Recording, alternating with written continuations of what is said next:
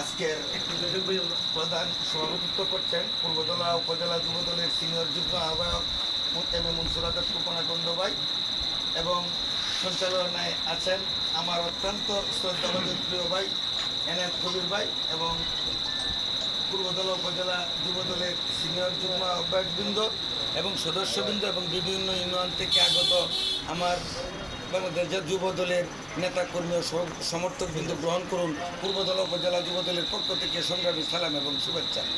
সংগ্রামী ভাইয়েরা আমার, পূর্বতলা উপজেলা যুব দল গত দুঃসময়ের প্রত্যেকটা আন্দোলন সংগ্রামে এই পূর্বতলায় আমাদের নেতা গণমানুষের নেতা জননেতা জনাব আলহাজ আবু তাহের তালুকদার সাহেবের প্রত্যেকটা আন্দোলন সংগ্রাম ঢাকা থেকে শুরু করে আমাদের উপজেলা এবং ইউনিয়ন পর্যন্ত এই পূর্বতলা উপজেলা যুবদল কিন্তু দুঃসময়ে অতন্দ্র প্রহরীর মতো কিন্তু আন্দোলন সংগ্রামে অংশ নিয়েছিল।